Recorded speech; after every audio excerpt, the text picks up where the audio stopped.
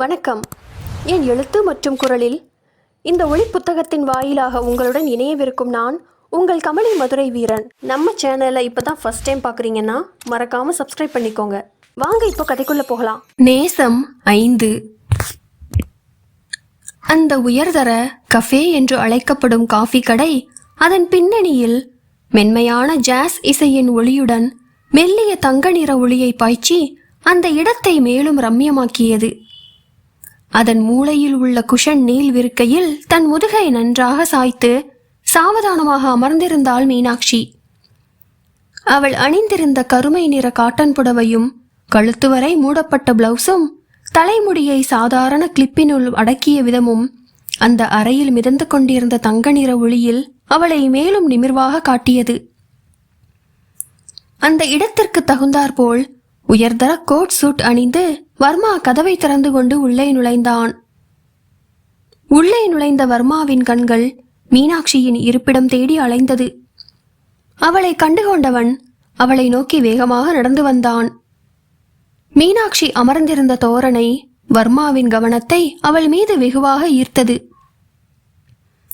கைகள் இரண்டையும் மேஜை மீது வைத்து அந்த பெரிய கண்ணாடி ஜன்னல்கள் வழியே சாவதானமாக வெளியே வேடிக்கை பார்த்து கொண்டிருந்தாள் மீனாட்சி.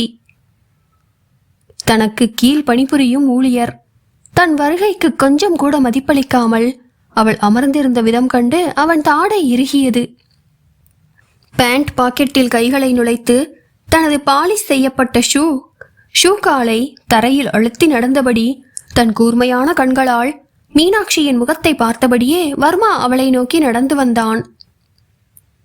வர்மா மீனாட்சி அமர்ந்திருந்த மேசையை நெருங்கிய போதும் கூட மீனாட்சி சற்றும் அசையவில்லை. அவனை வரவேற்க அவள் எழுந்திருக்கவில்லை. ஏன், அவனது வருகையை ஒரு பார்வையில் கூட அங்கீகரிக்கவில்லை. அதற்கு மாறாக அங்கு பாடிக்கொண்டிருந்த பாடலுக்கு ஏற்ப அவள் விரல்களை மேஜையில் வைத்து மெல்ல தட்டியபடி கண்களை கண்ணாடி ஜன்னல்களுக்கு அப்பால் வெளியே பார்த்தபடி கால்களை குறுக்கிட்டு பின்னே சாய்ந்து அமர்ந்திருந்தாள். வர்மா அவள் முன் வந்து நின்றான். அவன் கண்கள் அவள் முகத்தை கூர்ந்து பார்த்தன. இதுதான் நீ உன் பாசுக்கு கொடுக்கிற மரியாதையா என்றான் பற்களை கடித்து தன் கோபத்தை கட்டுப்படுத்தியபடி கண்களால் அவள் அமர்ந்திருந்த விதத்தை சுட்டிக்காட்டி. வர்மாவின் கூற்றில் யதார்த்தமாக திரும்பியவள், வாங்க சார், வந்துட்டீங்களா என்றவள் கைக்கடிகாரத்தை மெல்ல பார்த்து சரி செய்தபடி, இது உங்க ஆபீஸ் இல்ல மிஸ்டர் வர்மா சார், இது பொது இடம். அதுவும் இல்லாம மரியாதைய எப்பவுமே நாம கேட்டு வாங்கக்கூடாது. நாம நடந்துக்கிறத பொறுத்து நமக்கு அது அதுவா கிடைக்கணும் என்றாள் மீனாட்சி சாதாரண குரலில் நிமிர்ந்து வர்மாவின் முகம் பார்த்து. அவள் விட்டேற்றியான பதிலில் வர்மாவின் தாடை இறுகியது. அவளுக்கு முன்னிருந்த குஷனில் அமர்ந்து கால்களை ஒன்றன் மேல் ஒன்று போட்டு குறுக்கிட்டான். அவன் பேச வரும் முன் அந்த கடையின் வெயிட்டர் கையில் ட்ரேயுடன் முன்னே வந்தான். அந்த ட்ரேயில் 2 கோப்பைகள் வீற்றிருந்தன. அதை வர்மாவின் கண்களும் கண்டுகொண்டன. Waiter, hi sir. Hi madam, உங்களை பார்த்து ரொம்ப நாளாச்சு, நல்லா இருக்கீங்களா என்று இருவரையும் பொதுவாக பார்த்து வினவவும் மீனாட்சி பதிலேதும் கூறாமல் மெல்லிய புன்னகையை இதழில் தவளவிட்டு கொண்டாள்.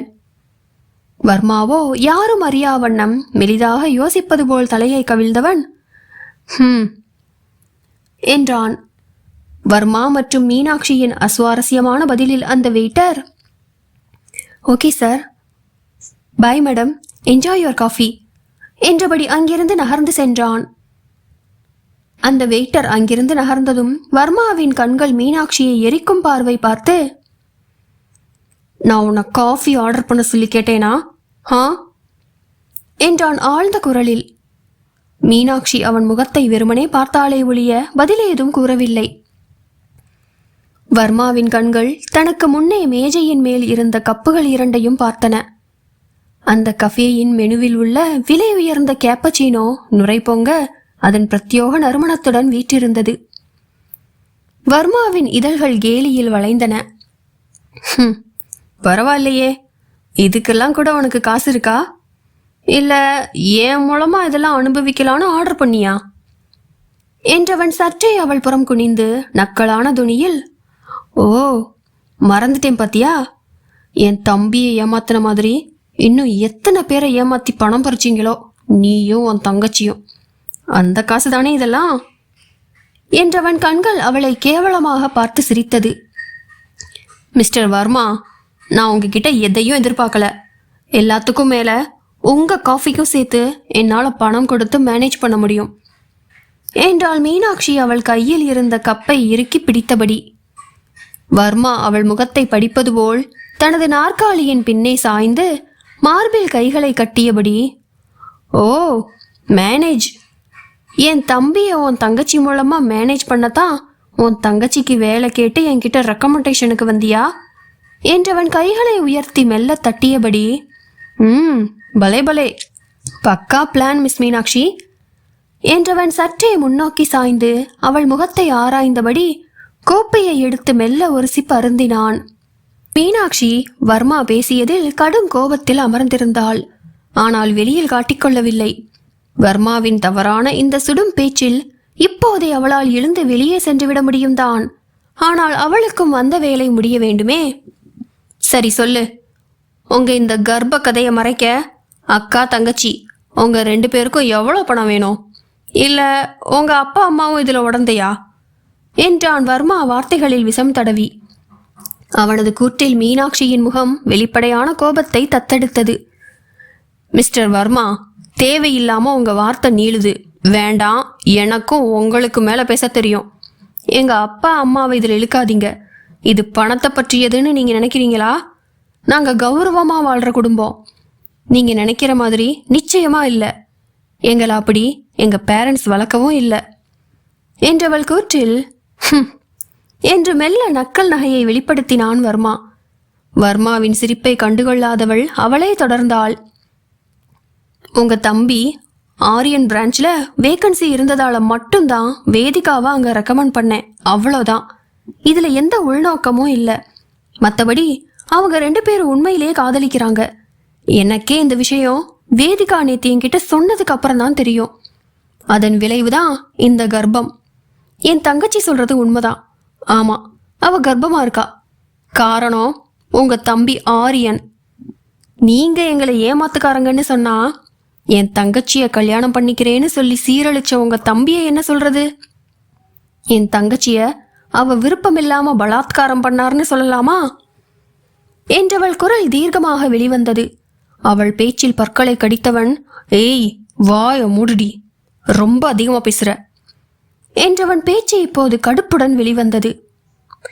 டி போட்டு பேசாதீங்க வர்மா சார், எனக்கும் டா போட தெரியும் என்றவள் கூற்றில் வர்மாவுக்கு கோபம்தான் பெருகியது. மீனாட்சியின் பதிலில் தன் தமையனின் மேல் இருந்த பிழை உணர்ந்து இயலாமையில் வர்மாவின் தாடை இறுக்கமடைந்தது.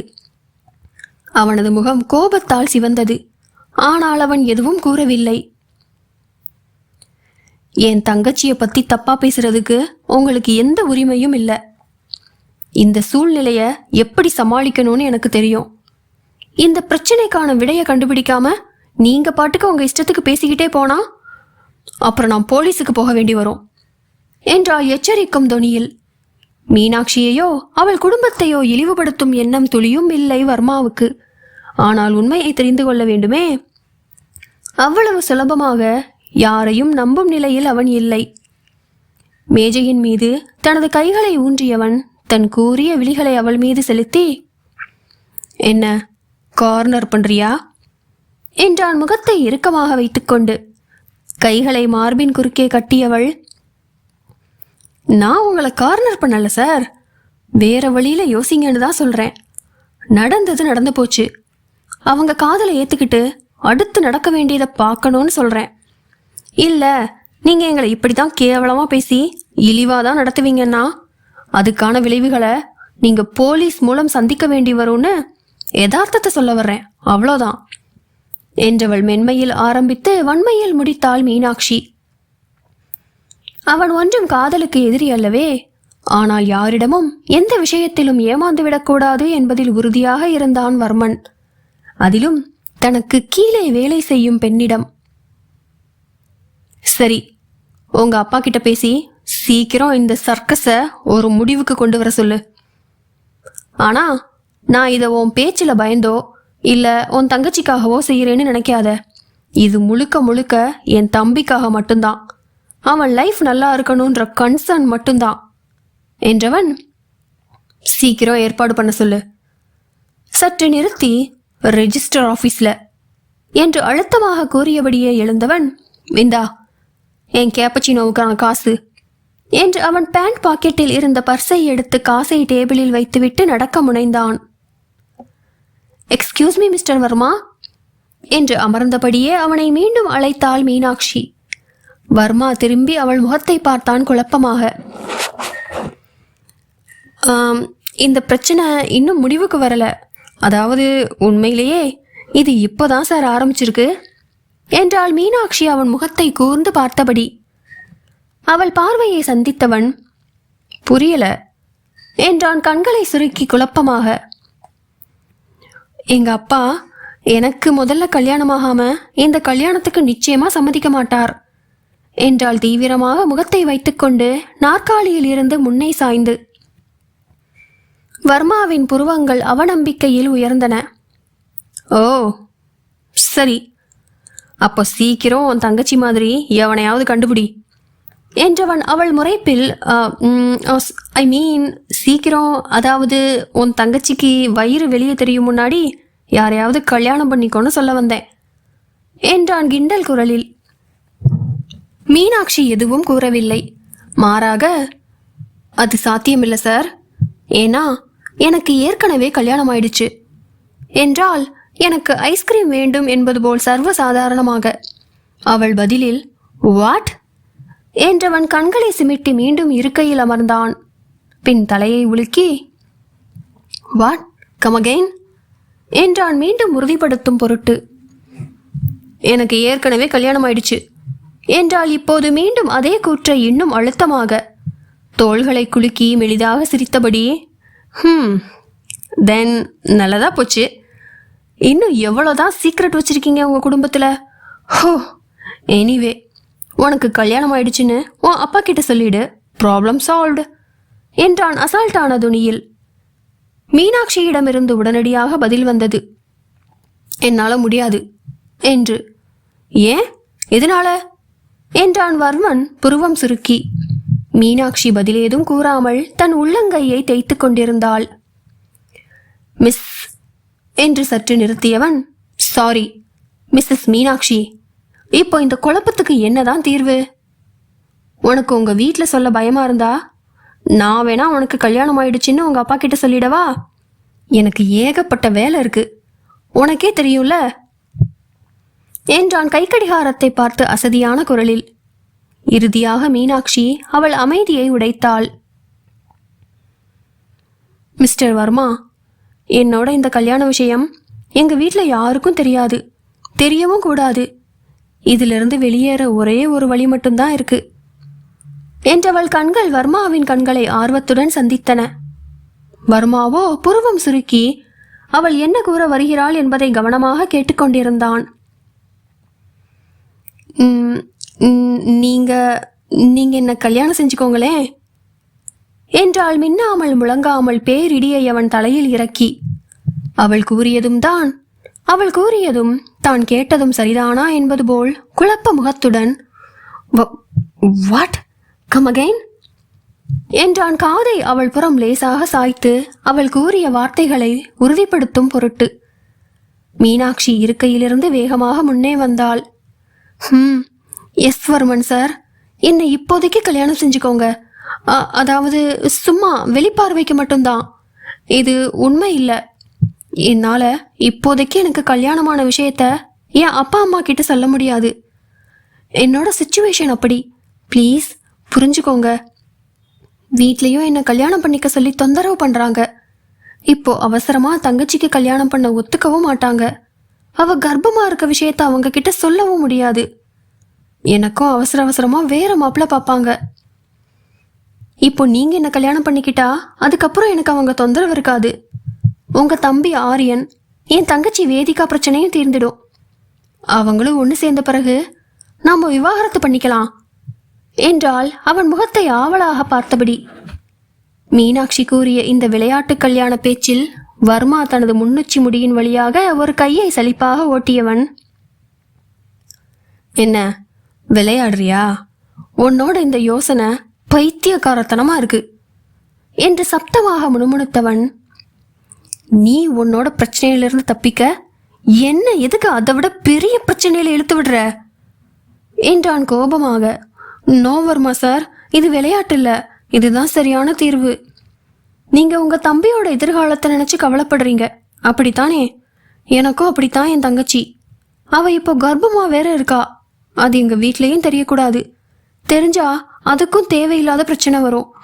அவங்க சந்தோஷமா வாழ இதுதான் ஒரே வழி என்றவள் குரலை குறைத்து கண்களை கீழே தாழ்த்தி, அப்படியே எனக்கும் அதுல கொஞ்சம் ஹெல்ப் பண்ணலாமே ப்ளீஸ் சார் என்றாள் கண்களை சுருக்கி அவனிடம் வேண்டி.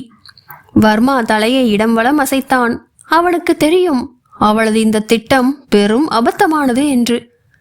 தனக்கு கீழ் பணிபுரியும் ஒரு பெண்ணிற்காக தான் ஏன் தன் வாழ்க்கையை பணயம் வைக்க வேண்டும்? அதிலும் தன் வாழ்க்கையில் ஒவ்வொன்றையும் சரியாக செய்து பழக்கப்பட்டவன். இப்போது அவன் வாழ்க்கையையே கேள்விக்குறியாக மாற்றும் திருமணத்தை யாரென்றே தெரியாத ஒரு பெண்ணுடன் எப்படி நடத்த ஒப்புக்கொள்வான்? என்னதான் போலி திருமணம், அதன் பின் விவாகரத்து என்றாலும் முதல் திருமணம்தானே. சிந்தனையில் சுழன்ற வர்மாவின் முகத்தில் இருந்த மீனாட்சியின் பார்வை விலகவில்லை. இதுல நீ என்ன சீட் பண்ணா என்ன பண்றது? நான் எப்படி உன்னை நம்புறது? இது சாதாரண விஷயம் இல்லையே. சப்போஸ் கல்யாணம் நடந்து முடிஞ்ச பிறகு நீ எனக்கு விவாகரத்து கொடுக்கலனா, என்னை விட்டு போகலன்னா என்றான் அவளை ஆள பார்த்தபடி. வர்மா சார், ப்ளீஸ் என்ன நம்புங்க. நான் அப்படியெல்லாம் செய்ய மாட்டேன். எனக்கு ஏற்கனவே கல்யாணம் ஆயிடுச்சு. இதோ அவர் கட்டின தாலி என்று தன் சேலை மறைவில் இருந்த தாலியை வெளியே இழுத்து காண்பித்தாள் மீனாட்சி. அதை அவன் சரிவர பார்க்கும் முன் வேகமாக மீண்டும் எடுத்து உள்ளே போட்டுக்கொண்டாள் அவள். என்றபடி பெருமூச்சை வெளியேற்றியவன், சரி, உன் ஹஸ்பண்டுக்கு என்னாச்சு? உன்னை இவ்வளோ பிரச்சனையில விட்டுட்டு எங்க போனா அவன் என்றான் வர்மன் கோபமாக. அது உங்களுக்கு இப்போதைக்கு தேவையில்லாத விஷயம் வர்மா சார். அதுவும் இல்லாம நீங்க இன்னும் கல்யாணத்துக்கு ஒத்துக்கல என்றவள் முகத்தில் இருந்து வர்மனால் எதையும் படிக்க முடியவில்லை. தலையை திருப்பி தன் பின்னங்கழுத்தை அழுந்த தேய்த்து விட்டு கொண்டான்.